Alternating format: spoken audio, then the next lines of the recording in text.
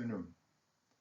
This presentation is about combining flood damage mitigation with tidal energy generation to lower the cost of storm surge barriers. My name is Dave Basco. I'm a retired professor since 2014 with specialty area in coastal engineering.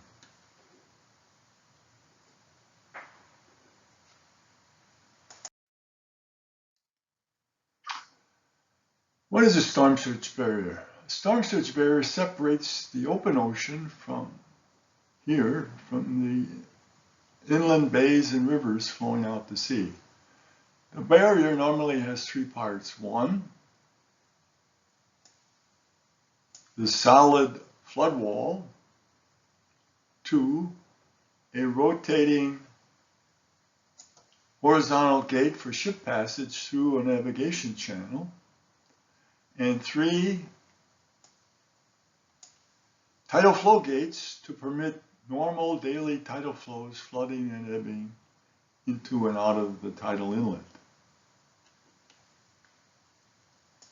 Recent U.S. feasibility studies of storm surge barriers are shown in this slide. On the upper left, we see Boston Outer Harbor, 6,115 meters, costing 8 to 12 billion, is designed by Sustainable Systems Lab, UMass Boston.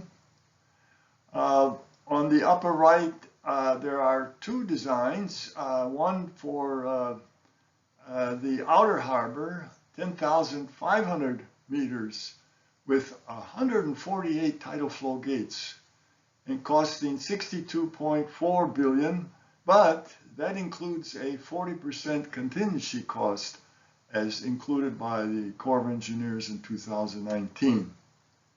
The other one shown on the upper right is a Verrazano Narrows barrier, 2,100 meters wide, 12 tidal flow gates, costing 34 billion, and again, including this 40% contingency estimate by the Corps.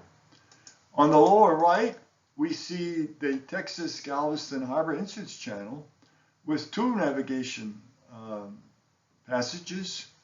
The total width is 3,350 meters, costing 5 to 6 billion. No cost contingency included by the Corps. All of these designs include many tidal flow gates to maintain water quality, but none consider tidal flow turbines located at the tidal flow gates.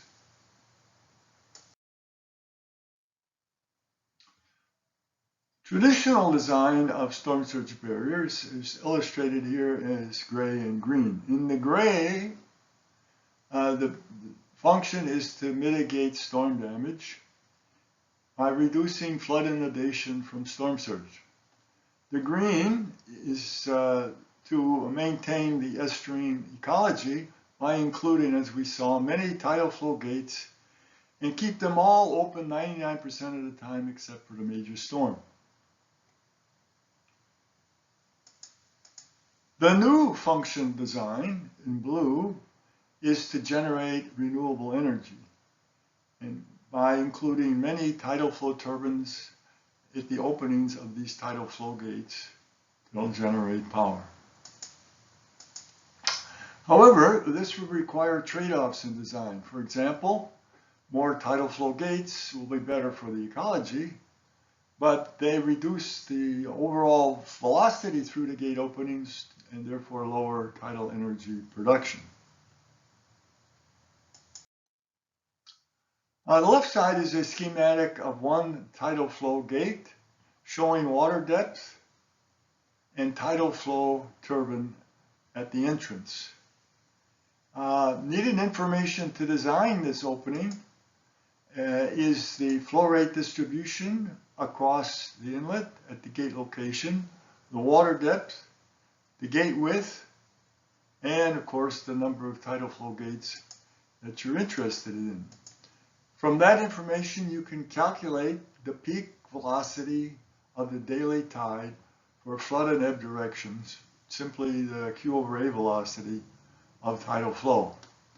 Rule of thumb is that velocity should be at least greater than 2 meters per second for a tidal turbine to generate electrical energy. The next slide shows the power output curves for a horizontal turbine shown on the right. Power is equal to then 1/2 rho times the mass density of the water times the area flowing past the turbine, pi over 4d squared, times a coefficient, C sub p, power coefficient, times the velocity cubed. The power, therefore, depends on the velocity flowing past the turbine cubed and the diameter of the turbine squared. The power coefficient on the vertical axis is best in the range of around 0.4 to 0.5.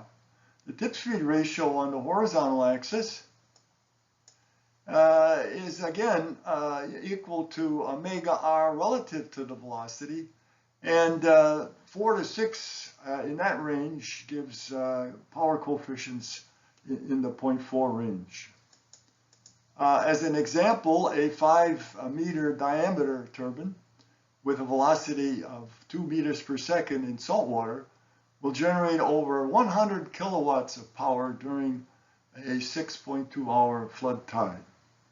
On the right are details of a horizontal tidal flow turbine with the nomenclature, and the nacelle is the housing for the turbine power generation system. As an example, the Hampton Roads storm surge barrier, which I designed in 2017, proposed, is the plan view on the left shows the entrance to Hampton Roads from the Chesapeake Bay out through this opening into the what's called the Elizabeth River tidal estuary on the left. The navigation channel is 1,500 feet wide. And this inlet then becomes the inlet for storm surge from the Atlantic Ocean to cause flood damage to our 6 cities of Hampton Roads, 3 counties, and the Norfolk Naval Base, including where they build the ships and where they repair them.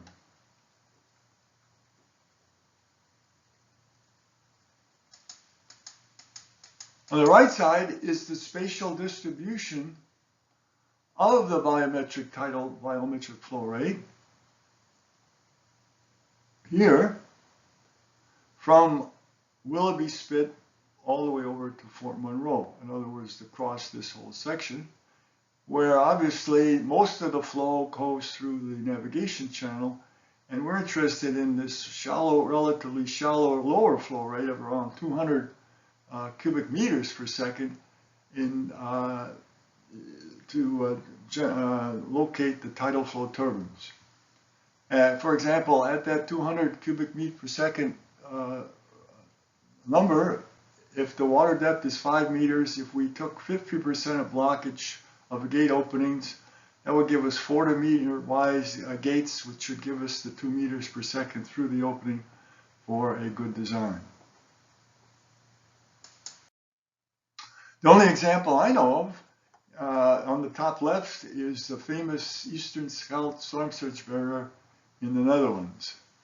Tidal flood stages flows from left to right through some 62 gates that are in the design.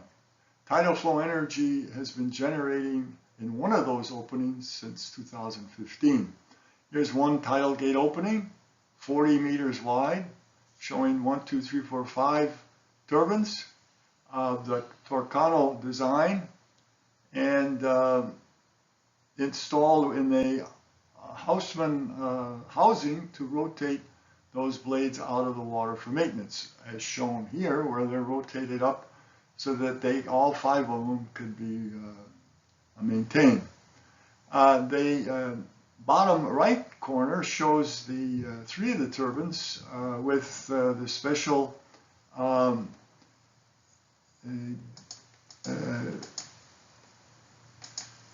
tidal flow turbines with 2 blades of a special shape, and they rotate in opposite directions, generating power for both flood and tidal flow directions. The next slide shows photos of the two U.S. tidal flow turbine power generation companies that I know of. On the left, we see Verdant Power. They've operated since 2006 in the East River of New York City between Roosevelt Island and Queens. Shown are two Gen 5 turbines, each with 3 blades and a 5-meter diameter. However, the turbine must rotate 180 degrees on the foundation to face into the water velocity flowing in the flood direction and then returning to the ebb direction.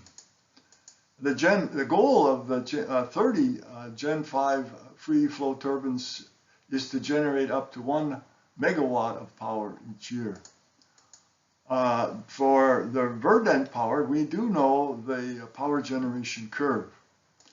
On the right side is the Ocean Renewable Power Company with their 10 TideGen power system device. One tidal generation unit is shown. Typically, they can string together 4 rotating units and only need 1 electrical generator in the center. It's deployable in relatively shallow water. The rotation reverses from flood and flow directions. However, the power generation curve is unknown. Finally, in summary, storm surge barriers across tidal estuary inlets, where many cities in the world with millions of people and major ports exist, offer a unique opportunity to combine flood damage reduction with electrical energy generation. A storm surge barrier provides tidal energy generation 365 days a year. It brings added economic value. Besides the storm damage reduction benefits, it adds renewable energy generation. It contributes to the resilience of the entire community, both for all of the levels of society and environmentally. And it mainly replaces fossil fuel energy with renewable energy. If you're interested in more information, there's my website address, my email address at the bottom.